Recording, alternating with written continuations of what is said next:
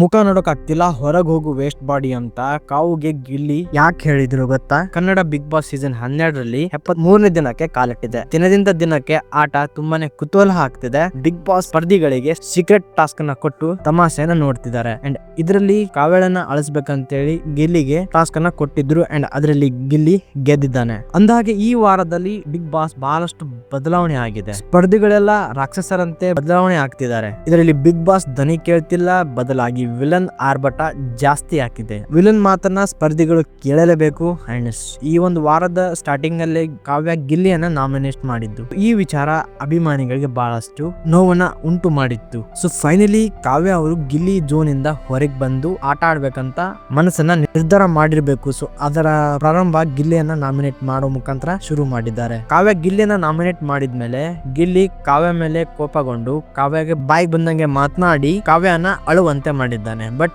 ಇದಕ್ಕೆ ಒಂದು main reason ಕೂಡ ಇತ್ತು. ಬಿಗ್ ಬಾಸ್ ಅವರು ಗಿಲ್ಲಿಗೆ ಟಾಸ್ಕ್ ಅನ್ನ ಕೊಟ್ಟಿದ್ರು. ಸೊ ಈ ವಿಚಾರ ಅಶ್ವಿನಿ ಗೌಡ ಅವರಿಗೆ ಬಿಟ್ಟು ಬೇರೆ ಯಾರಿಗೂ ಕೂಡ ಗೊತ್ತಿರಲಿಲ್ಲ. ಟಾಸ್ಕ್ ಕೊಟ್ಟಿದ್ದೆ ತಡ ಬಿಗ್ ಗಿಲ್ಲಿ ಶುರು ಆಗ್ಬಿಟ್ಟ, ನೀನು ವೇಸ್ಟ್ ಬಾಡಿ ಬಾಯಿ ಬಂದಂಗೆ ಮಾತಾಡ್ಬಿಟ್ಟ. ಸೊ ಇದರಿಂದ ಕಾವ್ಯ ಅವರು ಕಣ್ಣೀರ್ ಹಾಕ್ಬೇಕಾಯ್ತು. ಸೊ ಯಾವಾಗ ಗಿಲ್ಲಿ ಕಾವ್ಯ ಬಗ್ಗೆ ಮಾತನಾಡಿದ್ರು, ಕಾವ್ಯಗೆ ಬಹಳಷ್ಟು ನೋವಾಯ್ತು. ಯಾಕಂದ್ರೆ ಗಿಲ್ಲಿ ನಾನು ನೋಡಿರ ಪ್ರಕಾರ ಗಿಲ್ಲಿ ಯಾವತ್ತು ಈ ತರ ಮಾತಾಡಕ್ ಸಾಧ್ಯ ಇಲ್ಲ.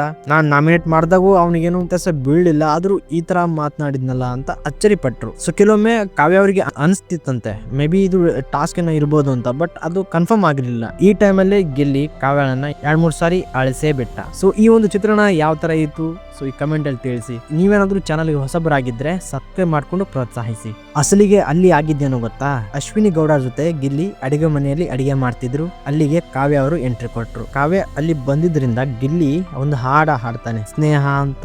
ಒಳಗೆ ಸ್ಕೆಚ್ ಹಾಕ್ತಾರೋ, ಒಂದೇ ತಟ್ಟಲ್ಲಿ ಅನ್ನ ತಿಂದು ಮುಹೂರ್ತ ಇಡ್ತಾರೋ. ಸೊ ಇದಾದ್ಮೇಲೆ ಇಬ್ರು ನೇರವಾಗಿ ಮಾತಿನ ಚಕಮಕಿ ಬಹಳ ನಡೀತು. ಸೊ ಒಂದ್ ಕಡೆ ಗಿಲ್ಲಿ ಕಾವ್ಯನ ಹೀಯಾಳಿಸುತ್ತಿರೋದನ್ನ ನೋಡಿ ಮಜಾನು ಬಂತು, ಬೇಜಾರು ಕೂಡ ಆಯ್ತು. ಯಾಕಂದ್ರೆ 2-3 ಸರಿ ಗಿಲ್ಲಿ ಕಾವ್ಯರನ್ನ ಕಣ್ಣೀರ್ ಹಾಕಿಸ್ಬಿಟ್ಟ. ಬಟ್ ಇದು ಟಾಸ್ಕ್ ಆಗಿದ್ರಿಂದ ಬಹಳನೇ ಮಜಾ ಬಂತು. ಸೊ ನಿಮಗೆ ಯಾವ ತರ ಅನಿಸ್ತು? ಚಾನಲ್ಗೆ ಸಬ್ಸ್ಕ್ರೈಬ್ ಮಾಡ್ಕೊಂಡು ಕಮೆಂಟ್ ತಿಳಿಸಿ, ಪ್ರೋತ್ಸಾಹಿಸಿ, ಲೈಕ್ ಮಾಡಿ, ಶೇರ್ ಮಾಡಿ. ಸಿಗ್ತೀನಿ ಮತ್ತೊಂದು ವಿಡಿಯೋದಲ್ಲಿ.